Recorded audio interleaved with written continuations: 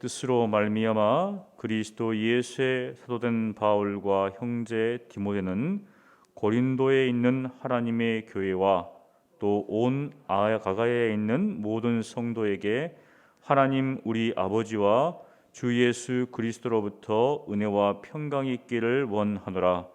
찬송하리로다. 그는 우리 주 예수 그리스도의 하나님이시요 자비의 아버지시요 모든 위로의 하나님이시며 우리의 모든 환난 중에서 우리를 위로하사 우리로 하여금 하나님께 받는 위로로서 모든 환난 중에 있는 자들을 능히 위로하게 하시는 이시로다. 그리스도의 고난이 우리에게 넘친 것 같이 우리가 받는 위로도 그리스도로 말미암아 넘치는도다. 우리가 환난 당하는 것도 너희가 위로와 구원을 받게 하려는 것이요 우리가 위로를 받는 것도 너희가 위로를 받게 하려는 것이니 이 위로가 너희 속에 역사하여 우리가 받는 것 같은 고난을 너희도 견디게 하느니라. 너희를 위한 우리의 소망이 견고함은 너희가 고난에 참여한 자가 된 것 같이 위로에도 그러할 줄을 알미라. 형제들아, 우리가 아시아에서 당한 환난을 너희가 모르기를 원하지 아니하노니 힘에 겹도록 심한 고난을 당하여 살 소망까지 끊어지고 우리는 우리 자신이 사형 선고를 받은 줄 알았으니 이는 우리로 자기를 의지하지 말고 오직 죽은 자를 다시 살리시는 하나님만 의지하게 하심이라. 그가 이같이 큰 사망에서 우리를 건지셨고 또 건지실 것이며 이후에도 건지시기를 그에게 바라노라. 너희도 우리를 위하여 간구함으로 도우라. 이는 우리가 많은 사람의 기도로 얻은 은사로 말미암아 많은 사람이 우리를 위하여 감사하게 하려 함이라. 우리가 세상에서 특별히 너희에 대하여 하나님의 거룩함과 진실함으로 행하되 육체의 지혜로 하지 아니하고 하나님의 은혜로 행함은 우리 양심이 증하는 바니 이것이 우리의 자랑이라. 오직 너희가 읽고 아는 것 외에 우리가 다른 것을 쓰지 아니하노니 너희가 완전히 알기를 내가 바라는 것은 너희가 우리를 부분적으로 알았으나 우리 주 예수의 날에는 너희가 우리의 자랑이 되고 우리가 너희의 자랑이 되는 그것이라. 내가 이 확신을 가지고 너희로 두 번 은혜를 얻게 하기 위하여 먼저 너희에게 이르렀다가 너희를 지나 마게도냐로 갔다가 다시 마게도냐에서 너희에게 가서 너희의 도움으로 유대로 가기를 계획하였으니 이렇게 계획할 때 어찌 경솔히 하였으리요. 혹 계획하기를 육체를 따라 계획하여 예예 하면서 아니라 아니라 하는 일이 내게 있겠느냐. 하나님은 미쁘시니라. 우리가 너희에게 한 말은 예하고 아니라 함이 없노라. 우리 곧 나와 실로아노와 디모데로 말미암아 너희 가운데 전파된 하나님의 아들 예수 그리스도는 예하고 아니라 함이 되지 아니하셨으니 그에게는 예만 되었느니라. 하나님의 약속은 얼마든지 그리스도 안에서 예가 되니 그런즉 그로 말미암아 우리가 아멘하여 하나님께 영광을 돌리게 되느니라. 우리를 너희와 함께 그리스도 안에서 굳건하게 하시고 우리에게 기름을 부으신 이는 하나님이시니 그가 또한 우리에게 인치시고 보증으로 우리 마음에 성령을 주셨느니라. 내가 내 목숨을 걸고 하나님을 불러 증언하시게 하노니 내가 다시 고린도에 가지 아니한 것은 너희를 아끼려 함이라. 우리가 너희 믿음을 주관하려는 것이 아니요 오직 너희 기쁨을 돕는 자가 되려 함이니 이는 너희가 믿음에 섰음이라. 아멘. 고린도 교회는 사도 바울이 2차 전도 여행 때 복음을 증가하여 세워진 교회입니다. 우리가 지난번에 고린도 전서를 살펴보았습니다. 사도 바울이 3차 전도 여행 때 에베소에 머물면서 고린도 교회에 쓴 편지가 고린도 전서입니다. 대략 AD 55년경으로 볼 수 있는데 그 이듬해에 사도 바울이 고린도 후서를 써서 보냅니다. 마게도냐 지방에서 이제 고린도 교회에 편지를 보냈는데 대략 AD 56년경으로 볼 수가 있습니다. 사도 바울이 고린도 교회를 방문한 후에, 그런데 그 방문한 후에 이제 마케도냐로 갔는데 그 방문한 그 결과가 그렇게 유쾌하지 못했던 것 같아요. 그래서 마케도냐에 머물면서 이제 편지를 보냈습니다. 그런데 이 편지를 보내기 전에 먼저 한 통을 더 보냈습니다.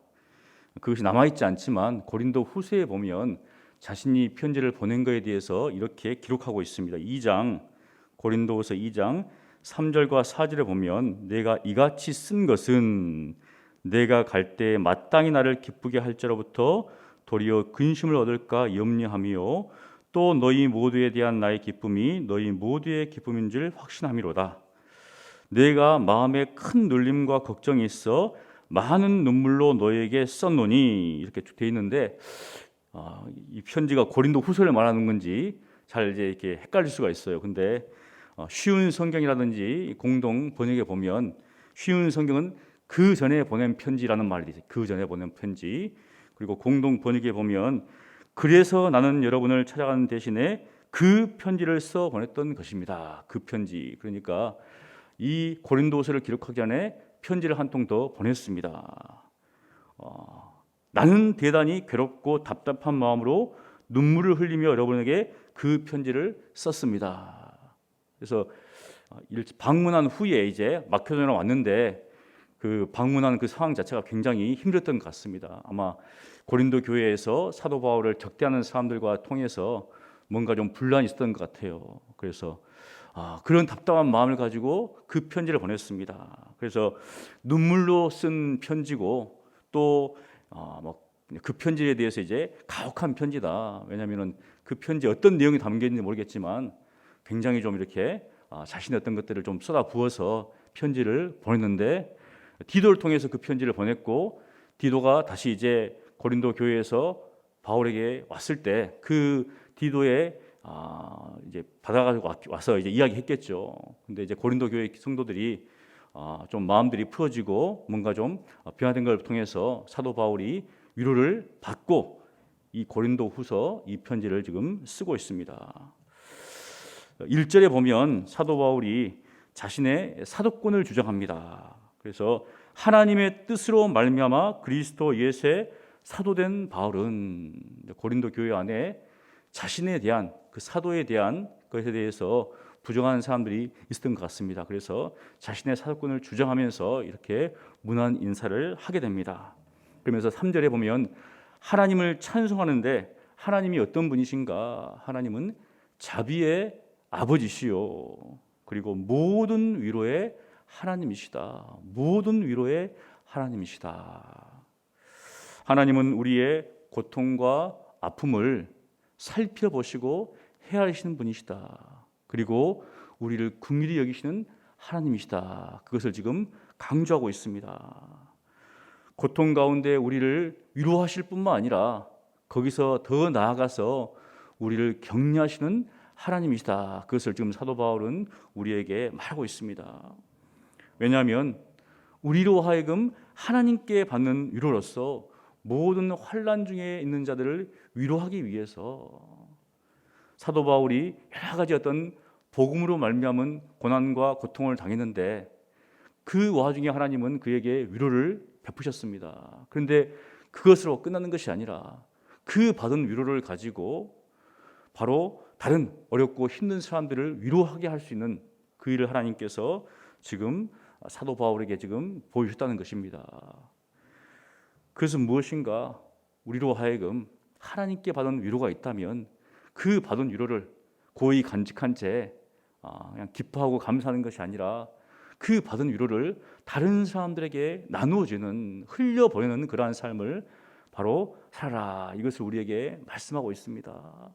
사해 바다처럼 살지 말고 갈릴리 바다처럼 하나님께 받은 위로를 다른 사람들에게 흘려보내는 그러한 삶을 살아라. 즉 위로자, 격려자의 삶을 살아가고 우리에게 말씀하고 있습니다. 그러면서 5절에 보니까 바울은 자신에게 그리스도로 말미암은 그 고난, 그리스도의 고난이 넘쳤다고 합니다. 복음으로 말미암은 그 고난이 자신에게 넘쳤다. 조금만 임한 게 아니라 극심한 고난이 임했는데 그 극심한 고난을 이겨낼 수 있는 이유가 무엇인가? 하나님의 위로가 또 그리스도로 말미암아 넘치다는 겁니다. 그 고난이 왔을 때 하나님의 위로가 그 모든 것들을 다 상쇄하고도 남을 만큼 자신에게 넘치다는 것을 지금 우리에게 말해주고 있습니다. 그러면서 바로 고린도 교회 성도들도 자신이 복음을 위해 산 것처럼 그렇게 증인된 삶으로 사십시오. 복음의 증인된 공동체로 사십시오. 그것을 지금 말해주고 있습니다. 왜냐하면 자신이 받은 고난처럼 동일하게 고린도 교회 성도들에게도 그러한 고난이 미칠 것이기 때문입니다.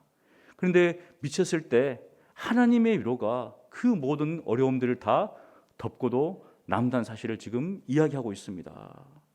그러면서 하나님께서 그러한 위로를 통해서 바로 이 고린도 교회 성도들의 그 믿음의 어떤 견고함을 확실하게 지켜줄 것이다. 그것을 지금 확신하고 있는 어떤 모습들을 보여주고 있습니다. 그렇습니다. 우리가 복음을 위한 어떤 증인 공동체의 삶을 살아갈 때 사실 우리 한국 땅에서는 그렇게 핍박과 고난이 없지만 직접적인 어떤 그런 고난이 없다 할지라도 우리가 예수님을 증거할 때 무시를 당하고 때로는 거절을 당할 수가 있습니다. 그것은 간접적이 될 수도 있겠죠. 하지만 그런 가운데서도 하나님께서 우리에게 위로를 주신다. 직접적인 박해가 아니다 할지라도 우리의 삶을 통해서 예수님을 증거할 때 주위로부터 어떤 무시라든지 거절 속에서 하나님께서도 바로 그 모든 것들을 상쇄하고도 남을 그런 위로를 우리에게 허락하신다. 그러니 어떠한 상황 속에서도 우리가 예수 그리스도를 위해 살아가는 복음을 위해 살아가는 삶을 살아가는 것이 마땅하다. 그것을 지금 우리에게 말해주고 있습니다. 그러면서 사도 바울은 8절에 자신이 아시아에서 당한 그 고난에 대해서 환난에 대해서 이야기를 하는데 우리가 사도행전 19장에 보면 데메드리오라는 은장색에 의해서 사도 바울이 이제 붙잡히는 장면이 나옵니다. 그런데 그것이 정말 힘에 겹도록 살 소망이 끊어지고 사형 선고를 받을 정도의 고난인가 그런 어떤 모습들은 안 보이는데 뒤에 풀려나기 때문에 그런데 아마 그 후에 아시아에서 어떤 일이 있었던 것 같습니다. 그래서 사도 바울은 우리는 알지 못하지만 굉장히 힘에 겹도록 즉 자신의 힘으로는 도저히 이겨낼 수 없는 그런 고난을 당했다는 겁니다. 그리고 살 소망이 끊어졌다. 사형 선고를 언도받은 것처럼 즉 자기 마음 안에 나는 이제 죽었구나. 죽을 수도 있겠구나 아니라 죽었구나라는 어떤 그런 마음을 가질 정도의 고난이 그에게 닥쳐왔다는 겁니다. 그런데 그런 가운데서 하나님께서 이제 사도 바울 일행들을 구해주셨습니다. 그러면서 이것을 곰곰이 생각하면서 하나님께서 이렇게 하신 이유가 무엇일까? 바로 자기를 의지하지 말고 오직 하나님만을 의지하는 그런데 하나님 앞에다가 수식을 붙였습니다. 무엇이냐면 죽은 자를 살리시는 하나님만을 의지하게 하기 위해서 하나님께서 이러한 극심한 고난과 환난을 허락하셨다는 겁니다. 그냥 그 고난 속에서 그냥 지나가는 것이 아니라 하나님 살려주십시오, 도와주십시오 끝나는 게 아니라 하나님께서 왜 이러한 고난을 주셨는가 깊이 기도하면서 생각하면서 그렇구나 자기를 의지하지 말자. 우리는 육체를 가지고 있습니다. 예수님께서도 우리에게 자기를 부인해라. 이것은 평생 동안 예수님의 제자라면 자신을 부인할 수밖에 없는 왜냐하면 이 본성의 부패함 때문에 어떻게 해서든지 자신을 의지하려고 하고 인간적인 꾀와 지혜 가운데 움직이려고 하기 때문에 그렇다는 거죠. 그래서 사도 바울은 죽은 자를 다시 살리시는 현재 당하는 이 죽음의 고통 속에서 살려주시는 하나님뿐만 아니라 궁극적으로 그 부활 신앙 속에서 바로 이 모든 어려움들을 하나님께 맡기고 하나님만을 의지하는 것이 하나님께서 원하시는 것이다. 그것을 지금 우리에게 말해주고 있습니다. 그런데 여기 보니까 이 큰 사망에서 건지시고 또 건지실 것이며 앞으로도 건지실 것이다. 지금도 이 사형 선고와 같은 그러한 고난인데 이걸로 끝났으면 얼마나 좋겠어요. 그런데 뭐라고 하냐면은 앞으로도 건지시고 또 건지실 것이다. 그래서 뭐냐면 계속적으로 고난이 있을 거라는 겁니다. 지금보다 더 심한 고난이 있을 수 있다는 것을 이야기하고 있습니다. 무엇인가? 복음을 위해 살 때 계속적인 고난이 온다는 것이죠. 그러므로 제자는 십자가를 지고 살아가는 삶, 주님 만날 그날까지 그 십자가를 벗을 수가 없다는 겁니다. 만났을 때 벗어야 되겠죠. 바로 사도 바울은 그것을 알고 있었습니다. 이번 한 번으로 끝나는 것이 아니라 앞으로도 줄기차게 복음으로 말미암은 고난이 있을 것이다. 하지만 하나님께서 건지시고 건지실 것을 확신합니다. 이렇게 지금 고백하고 있습니다. 사랑하는 성도 여러분, 제자가 누구인가? 부활 신앙을 가슴에 품고 하나님만을 의지하며 십자가를 지고 살아가는 사람입니다. 뿐만 아니라 제자는 하나님께 받은 위로로서 다른 어려움들, 고통 가운데 있는 사람들을 위로하는 위로자의 삶을 살아가는 사람들입니다.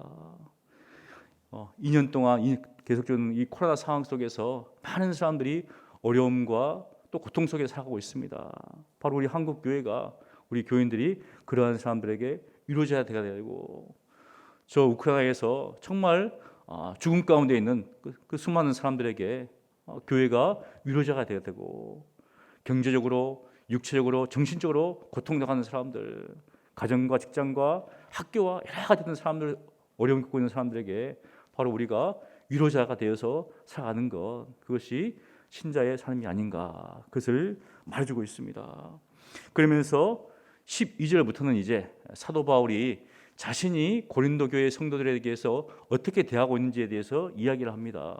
즉 자신이 이제 고린도 교회를 방문했고 다시 방문할 예정이었는데 그것이 계획이 이제 변경이 됐습니다. 그 상황에 대해서 지금 사도 바울이 이야기를 하고 있습니다.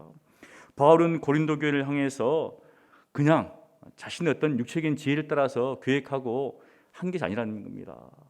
바로 하나님의 거룩함과 진실함으로 향하였다. 그리고 하나님의 은혜로 행했다는 겁니다. 육체의 지혜를 따라서 행한 것이 아니라 정말 하나님께서 기뻐하시는 그런 어떤 모습대로 행했다는 것이죠. 육체적인 지혜가 무엇입니까? 자신의 이익이나 상황에 따라서, 자신의 편리에 따라서 계획한 게 아니라는 겁니다. 그러면서 지금 이렇게 이야기하는 이유는 바로 자신이 고린도 교회를 다시 방문하겠다고 했는데 이제 방문하지 못하는 그런 상황에 대해서 일종의 변명을 하고 있습니다. 원래는 고린도 교회를 방문하고 마게도냐로 갔다가 다시 고린도 교회에 와서 고린도 교회 교인들이 유대로 이제 가도록 도와주려고 했는데 이제 그 일정이 취소가 되었습니다. 다시 방문하지 않고 이제 가려고 하는 그런 것들에 대해서 지금 편지를 통해서 이야기를 하고 있습니다. 그런데 이렇게 할 때, 이렇게 계획을 할 때 경솔하게 했다는 겁니다. 경솔하게. 그러니까 아무 계획 없이, 생각 없이 그래 가겠습니다 이런 게 아니라는 겁니다. 깊이 생각하면서 숙고하면서 하나님의 뜻을 구하면서 그렇게 했다는 것입니다. 뿐만 아니라 인간적인 동기를 가지고, 그러니까 자신의 어떤 편리에 따라서 계획했다가 취소했다가 이렇게 하지 않았다는 것입니다. 그러면서 예수 그리스도께서 바로 얘만 되나 이렇게 한 것은 무엇인가? 예수님께서 이랬다 저랬다 하시는 분이 아니라 그처럼 자신도 이랬다 저랬다 한 사람이 아니라는 겁니다. 그러니까 우리가 그러잖아요. 저 사람은 어떤 일을 할 때 정말 신중하고 하나님께 기도하는 가운데 하기 때문에 이렇게 계획을 변경한 것도 하나님의 뜻을 따라 한 것이다. 근데 어떤 사람은 그 사람의 성품이 이랬다 저랬다 합니다. 그러니까 자기의 어떤 입맛에 따라 편리에 따라서 바꾼다는 거죠. 그런 것처럼 나는 그런 사람이 아니다. 여러분에게 가지 않는 이유는 무엇인가? 그것을 사실은 이제 23절과 24절에 밝히죠. 내 목숨을 걸고 그냥 내 목숨을 걸고 하나님을 불러서 이제 증인하시게 하노니 내가 고린도에 다시 가지 않는 이유는 바로 너희를 아끼기 때문이다. 우리는 너희의 믿음을 주관하려는 그런 사람이 아니라 바로 너희의 기쁨을 돕는 자다. 왜냐하면 너희가 믿음에 서 있기 때문에, 믿음의 경고에 서 있기 때문에 바로 다시 갈 필요가 없다라고 이제 이야기를 하고 있습니다. 무엇인가?